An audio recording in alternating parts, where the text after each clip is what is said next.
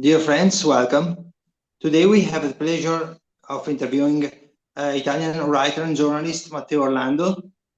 Matteo is known for his incisive articles on topics such as Catholic ethics and bioethics, religious freedom, the persecution of Christians, European identity, and the great transformations of our time.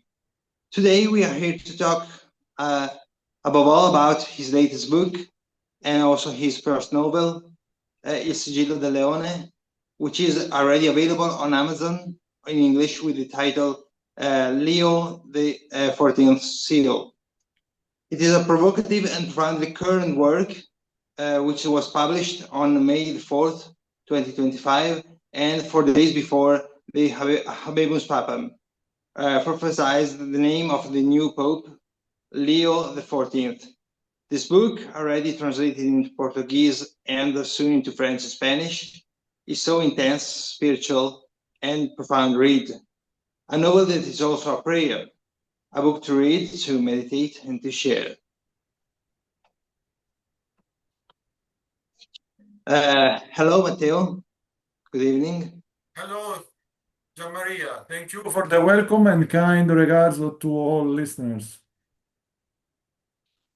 Matteo Orlando is a Sicilian by birth, living in Verona, a graduate in law and spiritual theology, a Catholic religion teacher in Italian high schools, a journalist and author of numerous essays, a former collaborator with the Italian national newspaper Il Giornale.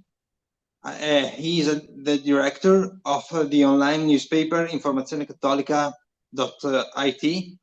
an expert in mafia and Catholic demonology. He dedicated his master's thesis in religious sciences to Jesus the Exorcist. His thesis in theology focused on the struggle of saints against the devil. His thesis in spiritual theology focused on the exorcism in canon law. Matteo, let's start with the first question.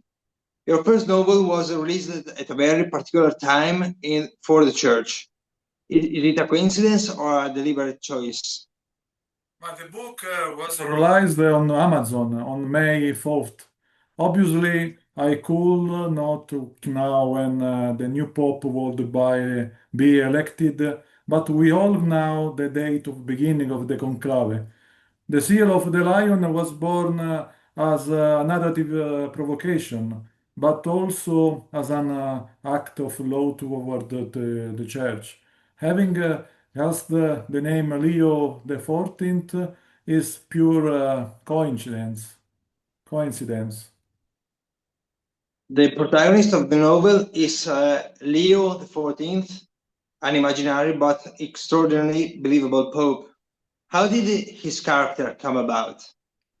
But Leo the 14th of the novel was born from a simple but radical question. What if a pope who was deeply in love with tradition was elected? I wanted to give shape to a pontiff who broke with the logic of the media and show business, a hieratic, contemplative figure strongly linked to the 2000-year history of the Church. A silent pope, yes, but fully eloquent through the magisterium. How would you define this imaginary pope in a few words? I would say courageous and against the grain. He is a man of God, not of the world. He does not seek the favor of the masses, but the heaven's approval. It does not bow to secularized thought, but lives with liturgical depth, penance, and truth. The novel, the novel has been enriched by two very significant interventions. The preface by Paolo Gulisano and the afterword by Marco Tosatti. How did these two collaborations come about? There is a mutual respect with both of them. Paolo Gulisano, a doctor and writer, was able to capture the vertical dimension of the novel. The gaze towards God, the nostalgia for the essential. His preface is an invitation to reading as a spiritual journey.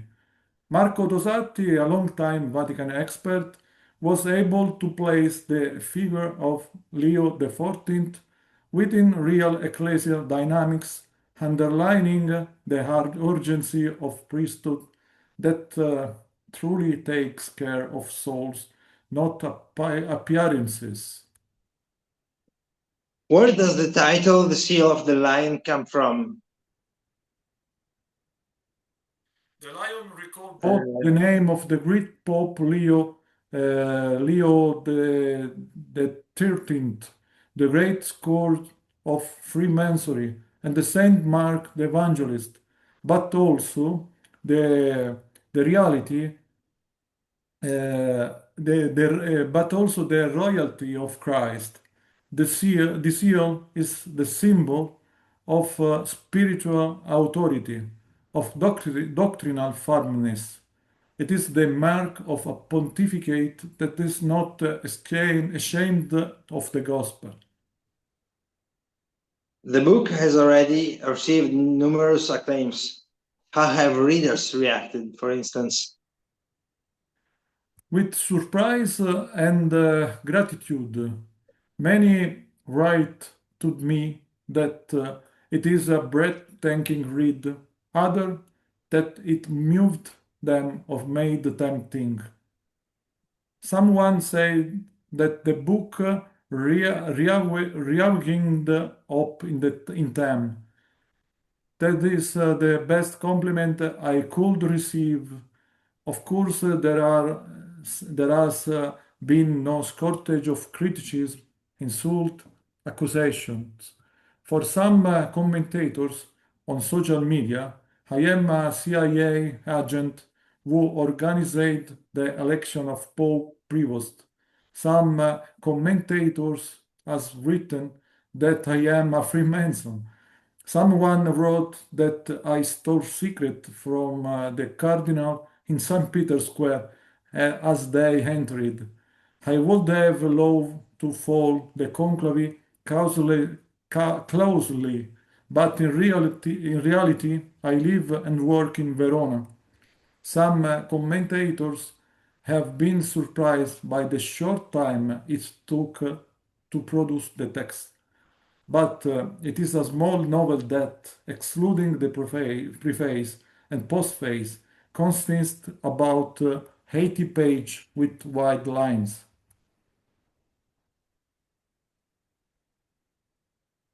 Matteo, let's end the interview with an inevitable question. What do you think about the real Pope, Leo the 14th, elected on May the 8th? In my opinion, the new Pope, the really Leo for the 14th, is a wonderful Pope. Is an interesting Pope.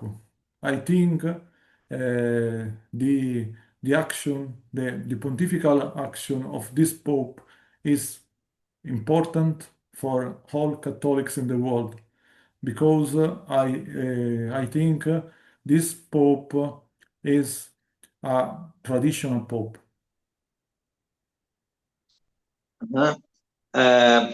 Dear friends, we thank Matteo for his time and see you for our next interview.